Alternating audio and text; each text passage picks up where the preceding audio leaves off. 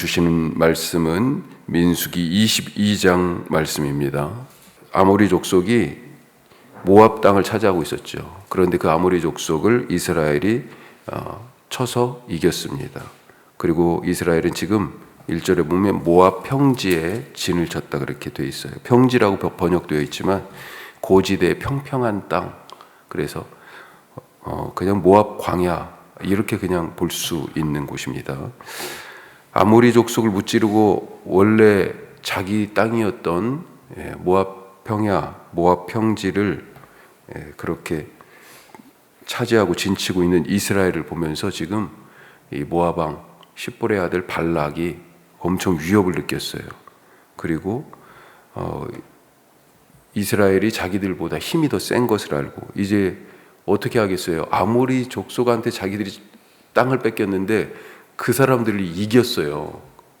그래서 첫 땅을 찾아와야 되겠는데 이스라엘이 이제 딱 차지하고 있으니 어떻게 할까 하다가 신적 하나님의 방법에, 신의 방법에 의지하려고 하는 그런 모습을 보입니다. 그래서 어떻게 하려고 합니까? 이스라엘에게 저주를 퍼부어야 되겠다 이런 계획을 갖고 영험하다는 이방인 선지자 발람에게 사람을 보냅니다. 자, 이방 선지자 발람, 이 발락, 모압 왕 발락의 요청을 받고 온 사신들의 말을 들었지만 처음에는 거절합니다. 그리고 또 사신을 보내죠. 두 번째는 하나님이 허락하시죠. 그래서 따라갑니다. 자, 하지만 가다가 하나님께서 그의 마음속에 악함이 있는 것을 보셨어요. 그래서 여호와의 사자를 보내서 그의 길을 막습니다. 그가 타고 가던 나귀가 하나님이 보내신 사자를, 메신저를 발견하게 되는 거죠. 그리고 그래서 가기를 거부합니다. 하지만 이런 사정을 모르는 이방 선지자 발람은 나귀에게 채찍질을 하죠. 이런 일이 3번씩이나 있습니다. 자, 결국 눈을 떠서 여호와의 사자가 길을 막고 선 것을 보게 됩니다. 그래서 자기 맘대로 말하지 않고 여호와께서 주시는 말씀을 하겠다 하는 그런 다짐을 받고 모압 왕 발락에게 가도록 허락을 받았다. 그래서 오늘 말씀은 모압 왕 발락과 이름이 비슷해요. 우리 발음으로는 이방 선지자 발람이 만나는 장면으로 끝나고 있습니다. 자, 오늘 이 말씀을 가지고 우리가 조금 더 살펴보면 첫 번째로 중심이 하나님이어야 진짜 신앙이다. 중심이 하나님이어야 한다. 참 종교와 거짓 종교를 가르는 기준이 무엇일까? 모압 왕 발락의 태도에서 거짓 종교, 거짓 신앙의 본질을 우리가 볼 수 있습니다. 거짓 종교의 본질 뭘까요? 거짓 신앙이라고 하면 그 핵심이 뭘까요? 자기중심입니다. 자기중심. 자기중심이에요. 이것이 사실은 우상 숭배의 핵심이에요. 왜 그러냐면 골로새서에 보면 탐욕이 우상 숭배다 이렇게 돼 있어요. 이걸 다른 말로 얘기하면 집착이라고도 볼 수 있죠. 욕심이 우상 숭배예요. 욕심이라는 게 뭡니까? 내가 더 뭘 하겠다는 거 아니에요. 나를 위한 겁니다. 나를 위한 거. 오늘 모압 왕이 사신들을 이방 선지자 발람에게 보내면서 이유를 이렇게 말합니다. 자, 6절 보십시오. 우리보다 강하니 청하건대 와서 나를 위하여 이 백성을 저주하라. 자, 이렇게 말하고 있습니다. 지금 이스라엘이 우리보다 너무 강하다. 아니, 우리가 아모리한테 졌는데 아모리를 이겼다고요. 그리고 그 땅을 차지하고 있어. 우리 땅인데. 우리보다 너무 강하니까 와서 나를 위하여 저 이스라엘을 저주를 해달라고 얘기합니다. 이스라엘 저주하는 목적이 나를 위하여예요. 자, 발람이 거절하지. 그러니까 다시 또 보냅니다. 사신들을. 자, 17절 보면 또 어떻게 돼 있어요? 17절에도 쭉 보면 자, 앞에 중간 이후에 보면 또 여기도요. 청하건대가 나오죠. 청하건대 와서 나를 위하여 이 백성을 저주하라. 똑같이 요구하고 있습니다. 사신들을 보낸 이유가 이 영험하다는 선지자를 지금 부르는 이유가 나를 위하여예요. 나를 위하여. 신통력이 있다는 이방 선지자가 와서 저주할 것을 요구하는 그 핵심이 바로 나 때문입니다. 신이 존재하는 목적, 신앙생활하는 이유, 종교가 이 땅에 있는 그런 최종적인 목적이 나를 위해서예요. 이게 거짓 종교의 특징입니다. 나의 행복을 위해서, 나의 건강을 위해서, 나의 재물을 위해서, 내가 더 부유하기 위해서, 나의 성공을 위해서 그렇게 신앙생활하는 사람이 많죠. 모양은 다르지만 지금도 이런 신앙이 우리 가운데 사실은 있는 것은 아닌가. 물론 하나님께서 나에게 건강도 주시고 필요할 때 만나를 주신 것처럼 재물도 주시고 이 땅에 살아가면서 우리에게 있어야 할 일용할 양식으로 갖가지 것을 주시는 거 맞아요. 그런데 그것이 목적이 되면 주객이 전도되는 거죠. 뒤바뀌는 겁니다. 절에도 왜 사람들이 갑니까? 똑같이 교회에 왜 사람들이 와요? 자기 문제 풀어주는 것이 관건이에요. 그래서 종교를 뭐든지 하나 갖겠다. 누가 어디에 가서 병이 나왔다. 그런 얘기를 들으면 막 거기로 찾아가고요. 사업 잘 되라고, 시험 붙으라고, 사고 안 나고 안전하라고 부적을 써붙이고 비슷한 신앙생활이 교회 안에도 있어요. 이게 다 뭐예요? 본질이 모두가 다 나를 위한 거예요. 나를 위하고 내가 중심이니 신은 뭡니까? 나를 위한 행복의 도구예요. 성공의 방편이고 나 중심의 태도 진짜 종교가 아니고요. 진짜 신앙이 아닙니다. 자, 두 번째로 하나님의 손 아래에 있다. 오늘 보니까 다 지금 하나님의 손 아래에 있네요. 모압 왕 발락도 이방 선지자 발람도 이 모든 과정을 보니까 하나님이 다 지배하고 계세요. 오늘 말씀에서 두드러진 장면 중에 하나가 바로 이방 선지자 발람이 철저하게 하나님에 의해서 말하고 하나님에 의해서 길을 가더라 하는 거예요. 하나님 손 아래에 있다. 맨 처음 모압 왕의 사신들이 왔을 때 이렇게 말합니다. 8절 중간에 보면 자 발람이 그들에게 이르되 여기서 이 밤에 자라 그러면 쉬라고 그러죠. 그러면서 여호와께서 내게 이르시는 대로 너희에게 대답하겠다 그렇게 말하죠. 아니 이방 선지자예요. 이스라엘을 지금 모릅니다. 예. 그런데 여호와께서 내게 대답 진짜 신통하긴 신통한 것 같아요. 예.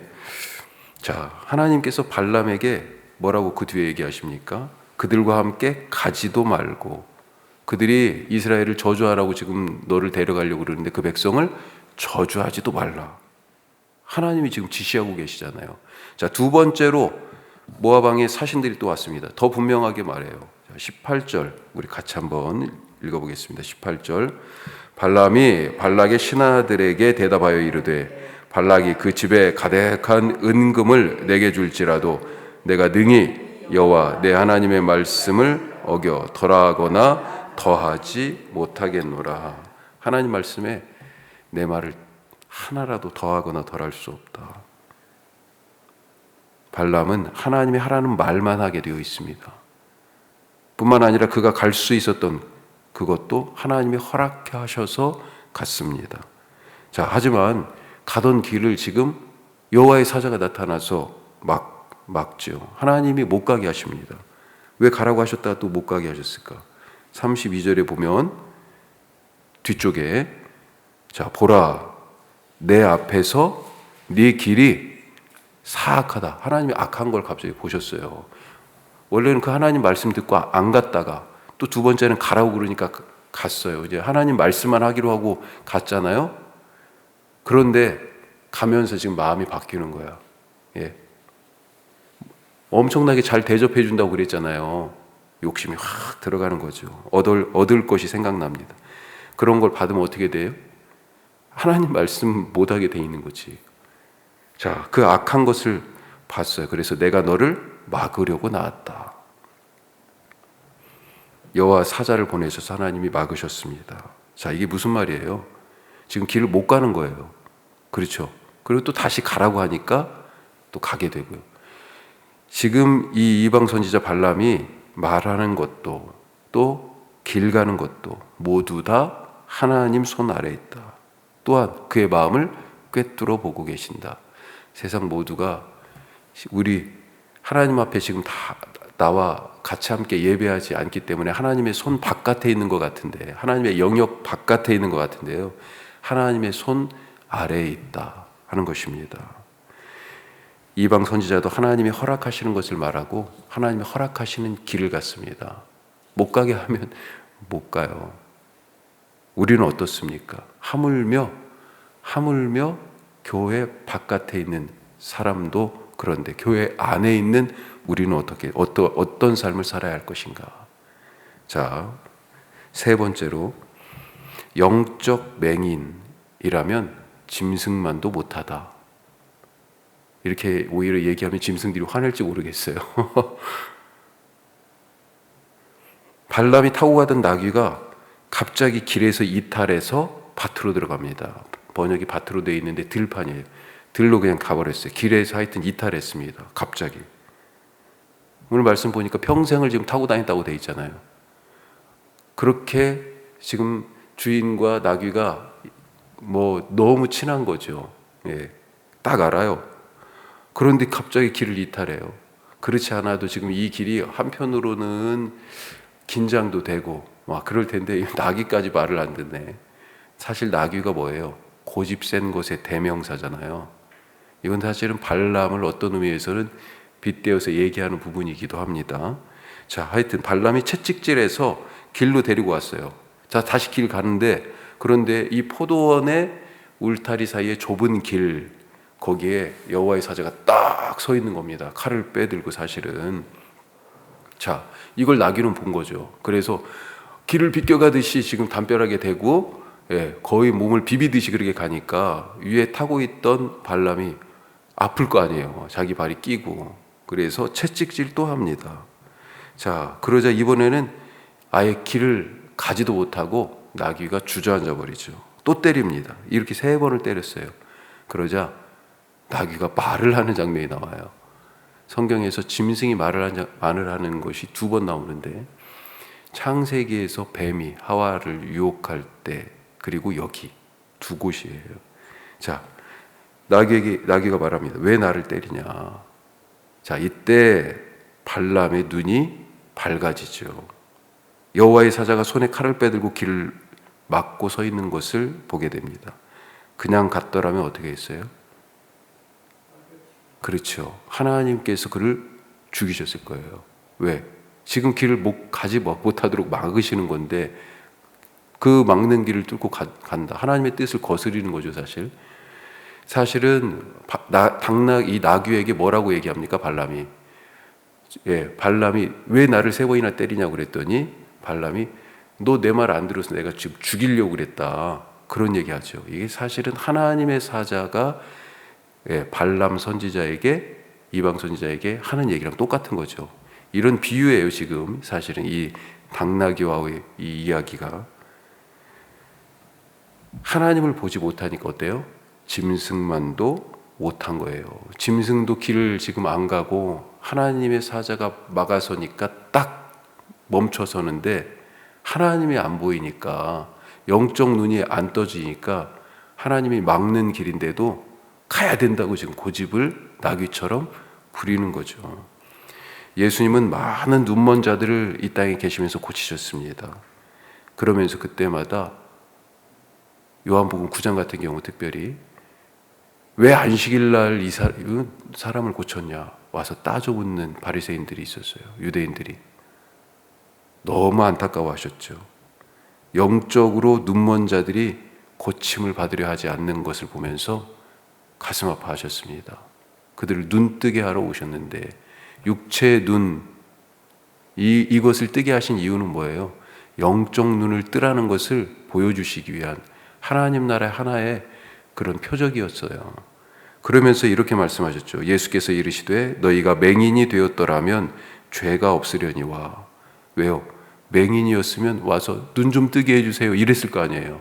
그런데 본다고 하니 너희 죄가 그대로 있느니라. 영적 눈을 감고도 지금 눈을 뜨게 하시는 참 빛이신 주님이 왔는데도 눈 뜨게 해달라고 말 못하고 있는 거죠. 그래서 죄 가운데 계속 살아가는 거다. 오늘 눈 뜨며 주님 바라보고 그런 영적 눈을 가진 사람으로 살아가는 하루 되시기를 주님의 이름으로 축복합니다. 기도하겠습니다. 3가지 말씀 나눴어요. 진짜 신앙, 진짜 종교는 중심에 나를 위한 것이 아니고요, 하나님을 위한 것입니다. 방향이 하나님이에요. 내가 아니에요. 나의 신앙의 방향이 어디를 향하고 있는지, 나 잘 되려고, 나 행복하려고, 나 성공하려고, 나 건강하려고, 내 문제 풀려고가 아니고 하나님을 기쁘시게 하는 것이 신앙생활, 인간의 첫 번째 목적이다. 그렇게 우리가 그동안에 배웠어요. 그런 신앙생활, 그런 삶을 살아가게 하옵소서. 2번째로 하나님의 손 아래 모든 게 있어요. 세상 모든 것이 하나님의 손 아래에 있구나. 세상을 하나님이 창조하셨다는 창세기 처음의 고백이 바로 그 말이죠. 마지막, 영적 맹인이 아니고 눈 뜨며 살아가게 하옵소서. 기도하시고요. 오늘 우리 어제 수요 말씀마당에서도 같이 기도했습니다만 우리 교회 자녀들을 위해서, 어린이, 청소년, 청년들을 위해서 기도하실 수 있기를 바랍니다. 우리 다 같이 기도하겠습니다.